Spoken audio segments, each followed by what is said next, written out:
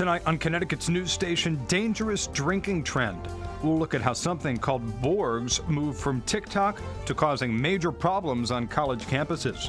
Plus, cap the rent stalls, the latest on the push to fight rising rent across Connecticut. Blustery out there today and windy conditions continue again tomorrow, plus all eyes on the weekend forecast coming up. Also, bears on the move. They start to lose their fear of people. They get a little bit more bold. They can sometimes get very aggressive. More bears breaking into Connecticut homes. We're looking at some reasons why. And shooting for two. The Yukon men are looking to do what the women just did and win another Big East championship. Now at 10, this is Fox 61, Connecticut's news station. Well, first on Fox 61, a dangerous new trend is emerging from TikTok and fueling problems with drinking on college campuses. Good evening, I'm Jen Bernstein. And I'm Ben Goldman. Thanks for joining us here tonight at 10. This comes after 28 ambulances were called to parties at the University of Massachusetts Amherst just last weekend. Fox 61's DeAndrea Turner joining us live on UConn's campus and Storrs tonight to tell us why experts say this trend is a dangerous one. DeAndrea? Well, you guys, jungle juice and Fatorade is a thing of the past for college students who are going to parties. They are now bringing this big drink called Borgs to the party, and I talked with some UConn students today, and they tell me that they know what this trend is, and they even know some students at other campuses who have done this trend, but none so far here at UConn. And I also spoke with experts about this today, and everyone is very concerned. It's a TikTok trend that's garnered over 82 million viewers. So you've heard of it, right? Yeah. Yes. Where'd you guys hear it from? Definitely TikTok. TikTok, Instagram, just around town, just everywhere, social media. One that's harmful and one that UConn students aren't taking lightly. I think it's definitely dangerous. It's known as the Borg. The term stands for blackout rage gallons. It consists of a mixture of alcohol, electrolytes, and water in a gallon-sized container. People on the app have branded this drink as a way to become heavily drunk without having a hangover the next day. But officials say that it's a dangerous trend that put more than 24 students at UMass Amherst in the hospital over the weekend.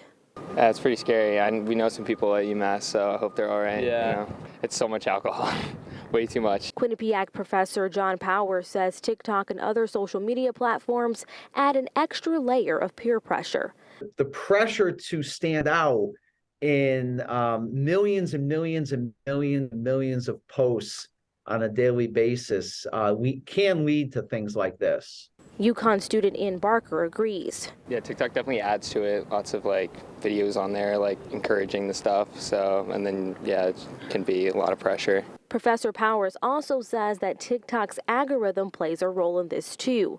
We know that negative news, that outrage spreads much faster on social media than more positive news and encouragement and that sort of thing. And this is just another example where the algorithm is sort of feeding this desire to just be noticed and to be more spectacular in what we post. But one UConn student's advice to her peers is to know your limits. There's going to be people around you saying, oh, do this, oh, do that, but you have to put yourself first and your health. And we also spoke with UConn officials. They tell me that they haven't had to respond to anything like they have at UMass yet, and they are hoping that this trend does not make it here at the Storrs campus. For now in Storrs, DeAndrea Turner, Fox 61, Connecticut's news station. DeAndrea, thank you. Social media, especially TikTok, has changed a lot on college campuses. Certainly. All right, let's get to this weather watch we're following tonight in our forecast. And the one big story when it comes to the forecast is the wind we saw today. Yeah, the sun was out, which felt good, but that wind really made it unpleasant, Rachel. Yeah, you could hear the trees swaying all day long, the windows rattling, gusts still up to 35 miles per hour in Waterbury, gusts around 25 miles per hour in Chester. And as we head through the evening tonight, the wind may come down just a little bit, but then it comes right back up again tomorrow. So it remains windy heading into your Wednesday, and a lot of you guys are saying you are done with it. Right now, it's 32 degrees degrees in the Hartford area, but right next to the temperature, we put the wind chill so you could see how it really feels when you step outside with exposed skin. It feels like 20 in Hartford. It feels like 18 in Willimantic. And as we head through the evening and overnight, we'll continue to see wind chills in the teens to right around 20 right towards daybreak. So that's what the kids will need to dress for at the bus stop early tomorrow. Otherwise, we're looking at almost a carbon copy day tomorrow. We'll see a blend of sun and clouds, high temperatures climbing into the mid-40s, and a gusty breeze, although maybe slightly less feisty than the winds were outside today. It looks similar for Thursday and Friday, although the wind comes down ever so slightly. And then we're keeping an eye on the weekend for the chance for snow. What does that mean for the Hartford St. Patrick's Day Parade? We'll talk about what we know and what we're working on coming up. All right, Rachel, thank you. New at 10 tonight, a bill that would have capped rent increases in Connecticut will not get a vote this legislative session. It failed to get past one of the first hurdles in the process. This comes after a marathon hearing where hundreds of people spoke for and against the idea. Fox 61's Gabby Molina joining us live at the state capitol tonight with more on what will be done instead. Gabby? Ben, that bill did not make it out of the Housing Committee, essentially killing it. Instead, lawmakers say that they want to learn more about the issue and are looking to create a task force to help do so. A bill that would have capped rent increases in Connecticut at 4% plus inflation is dead, at least for this legislative session. We need to really take a deep dive into this and make sure that we're doing something that's fair and equitable for both sides. The Housing Committee instead voted to create a task force to study rent stabilization and the impact it could have on tenants, landlords, and the housing market. This is a way which we can bring everyone together and come up with a solution. And I'm very much looking forward to what this study finds. Hundreds of people stayed through the overnight hours to speak at a public hearing on this bill last month, including advocates who are disappointed it won't be moving forward. We're going to keep fighting, but this is just like one setback in an overall fight that we know that the tide of the movement's on our side. But their worry is that a delay in passing this legislation could have immediate impacts on people who are struggling now. For a lot of them, right, this rent increase could mean that they are not able to live kind of in the places their kids have been going to school, right? This could mean not living close to where they have a job. And some folks may become homeless, right? Like that's a really real kind of thing that may happen. We saw homelessness increase in 2022 for the first time in Connecticut in several years. Many landlords spoke out against the legislation, arguing they're also struggling with rising costs. Landlords are just trying to keep up, right? We're not trying to enrich. We're just trying to keep up with these costs of inflation. They're hopeful the task force will help find different ways to address housing issues, with the Housing Committee passing more than 24 other bills aimed at helping Connecticut residents. If you want lower rent prices, enable developers to build more housing for less money. The problem is there's not enough housing in Connecticut. A second task force would also be created to study the impacts evictions have on landlords.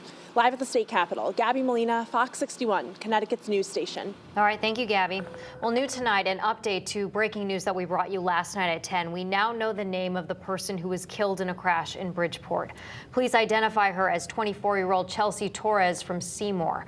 The crash happened on Pembroke Street near the intersection with Route 1.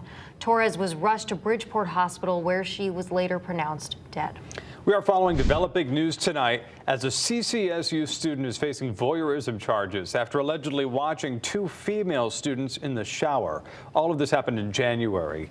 According to the arrest warrant, 25-year-old Matthew Nieves was caught watching two female students while they were showering in a women's locker room on campus.